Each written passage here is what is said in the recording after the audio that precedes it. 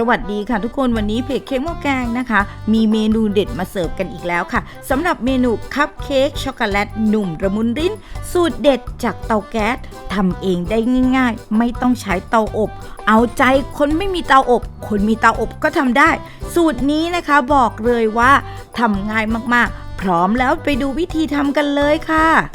ขั้นตอนแรกนะคะเราตีไข่แดงก่อนนะคะให้แตกนะคะและทยอยใส่น้ำตาลทรายลงไปนะคะทยอยใส่อย่าใส่พรวดเดียวนะคะตีไข่แดงกับน้ำตาลทรายให้น้ำตาลทรายนั้นละลายหมดนะคะขั้นตอนนี้นะคะหลังจากนั้น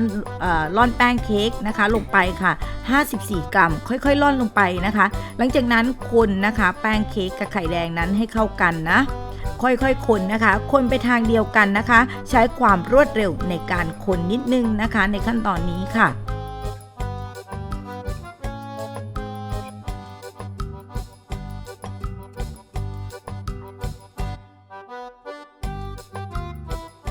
หลังจากนั้นใส่นมลงไปค่ะใช้นมโรงเรียนก็ได้หรือนมสดก็ได้นะคะลงไปเลยค่ะคนส่วนผสมให้เข้ากันค่ะ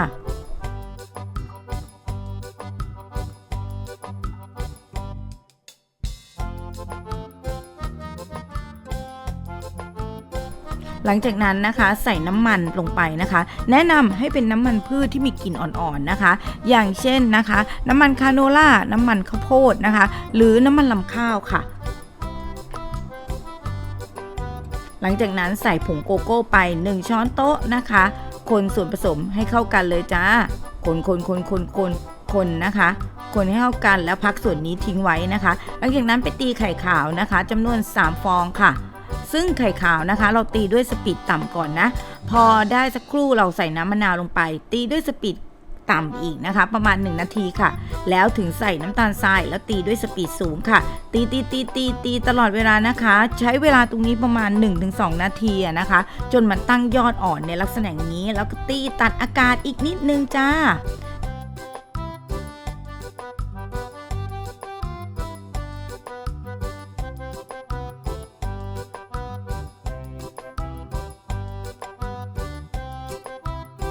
เสร็จแล้วนำส่วนผสมของนะคะไข่ขาวไปผสมกับในส่วนของผงโกโก้นะคะแบ่งส่วนผสมไข่ขาวเป็น3 รอบด้วยกันนะคะค่อยๆผสมลงไป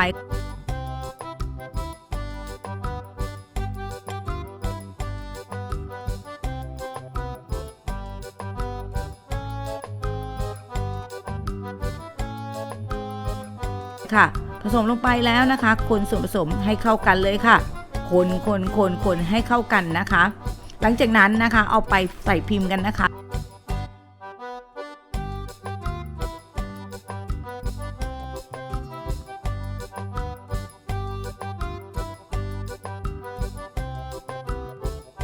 ซึ่งเราใช้เป็นถ้วยนะคะแบบนี้นะคะ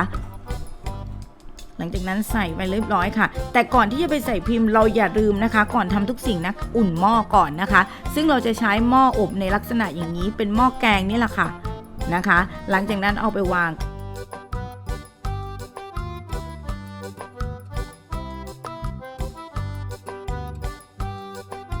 ค่ะปุ้งด้วยความร้อนต่ำนะคะใช้เตาแก๊สคุมนะคะให้ความร้อนต่ำมากที่สุดนะคะนี่ได้แล้วนะคะเราก็จะได้แล้วนะคะสำหรับสูตรนะคะ